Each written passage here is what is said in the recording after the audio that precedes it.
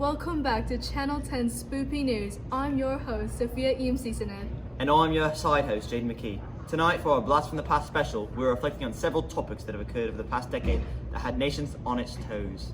That's right, Jaden. Starting off with the most recent event, the tragic death of our beloved Princess Diana. On the evening of August 31st, Diana and Alfred had reportedly been dining privately in the Imperial Suite at Paris's famous Ritz Hotel, and many have said that Alfred had been seen purchasing a ring for Diana earlier that day. The two had to leave 10 minutes before because they were disturbed by the press and other patrons. Around 11:30 p.m., as they left the hotel to return to Alfred's Paris apartment, they were hounded by paparazzi, despite the fact that significant security precautions had been taken. Driving a Mercedes S280 limousine, Paul took Rhys-Jones, Diana, and Alfred on a high-speed trip through the boulevards and narrow streets of central Paris. Investigators are estimating that the car may have been traveling in excess of 60 miles per hour. And at 12:19 a.m., the Mercedes carrying the couple, Paul and Rhys-Jones, crashed into the 13th pillar of the Pont de Alma Bridge, which traverses the river Seine less than 2 miles from the Ritz Hotel. Unfortunately, Alfred and Paul died at the scene, and Diana was taken to Paris Le Petit Salpêtrière Hospital, only to be announced dead at 4 a.m. as a result of injuries she sustained in the crash, including a severe pulmonary vein. She was just 36 years old. The death of Princess Diana has been followed by an unprecedented outpouring of grief from all over the world. Her funeral has been set to be held in her London home in Kingston Palace at Westminster Abbey. Diana is hoped to be buried on a small island surrounded by a lake at her family's ancestral estate in North Hampshire, England. Many are blaming the incident on their French chauffeur Henry Paul, who has been accused of exceeding the speed limit to avoid tabloid photographers. That's crazy. We will be back after this commercial break. New Crush Cups. Check it out. I crush the alien. Well, I crush the director. I crush the tiki. I crush a Danimals Crush Cup. Huh? Yeah, new Danimals Crush Cups. You crush it and slurp it. Mmm, cool. No spoon? Nope. Just crush and slurp for a blast of fruity flavor. Mmm, awesome. I crush you crushing a Danimals Crush Cup. New Danimals Crush Cups. Danimals, get your blast on. 800-588-2300 Empire. Today. Welcome back, folks, to our Blast from the Past special. So, Jaden, how do you feel about the tragic death of Princess Diana?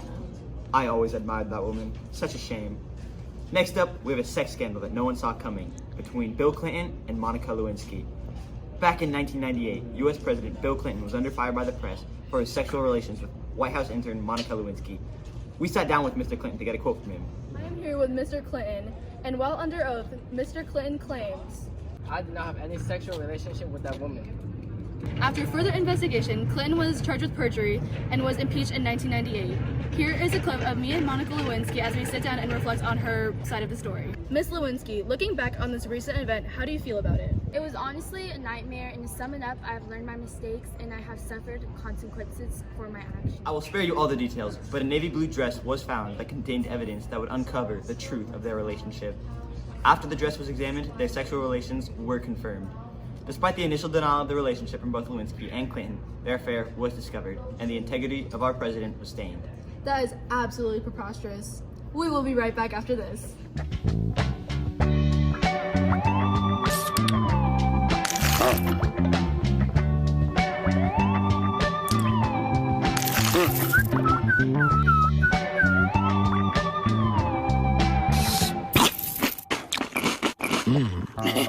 It's all that cinnamon and sugar that makes those crunchy little squares so irresistible. Cinnamon Toast Crunch, part of this good breakfast. Crave those crazy squares. Welcome back to our Blast from the Past special, where we are looking back on some worldwide events that happened over the past decade. Next up, we have a groundbreaking event that happened in South Africa in the beginning of the decade. Nelson Mandela was sworn in as president of the country's first multi-ethnic government on May 10, 1994. During his presidency, he established the Truth and Reconciliation Commission, which investigated human rights violations. During his presidency, he established the Truth and Reconciliation Commission, which investigated human rights violations under apartheid, and he introduced housing, education, and economic development initiatives designed to improve the living standards of the country's black population. His term ended on June 14, 1999, being remembered not only as the first black president in South Africa, but also for being an incredible leader. We sat down with him today to reflect on his presidency and his experiences. Everyone welcome, Nelson Mandela. Pleasure to be here. So, seeing as it just ended a couple months ago, how you feeling?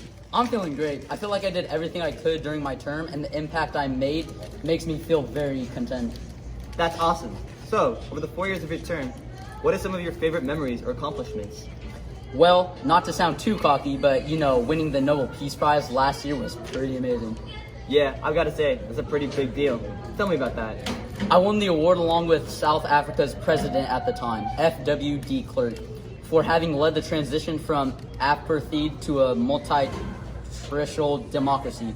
To say the least, it has to be one of my highlights of my presidency. I believe you meant apartheid and multiracial, but Yes. thank you for sharing your amazing deeds. Back to you, Sophia. Wow, that's truly amazing. Well, that's all we have for tonight, folks. Thank you for joining us tonight as we reflect on a few things that happened this decade. Yes, it is truly remarkable what this decade has brought. We can't wait to experience the next one with all of you. And now, dance party. I want any old time and no, I don't want no scrub. A scrub is a guy that can't get no love from me. Hanging on the passenger side of his best friend's ride, trying to holler at me. I don't want no scrub. Go. Welcome back to Channel 10. Accent. Jaden! We need the accent, No, we bro. don't! Ready? Yeah. Shut up! Quiet on set! Jaden, you're cute. You ready? Yeah. Okay, ready? Shut it. And experiences. Get off the table! Okay, Pratama. Oh, you're in. Oh, I'm interviewing. Yeah. Great. I feel like I did everything. Samuel! Joining us tonight as we reflect on a few things that happened this decade. It is. Doesn't fly. Okay, read it. Okay, that's fine. Just cut it. Go. I'm going? Yes. This is tragic. Okay, yeah, that's it. This is your one line. Okay. Your 1 minute of Sound too fame. cocky, but winning the Nobel Peace. Miss Lu- You're distracting me, Pratama.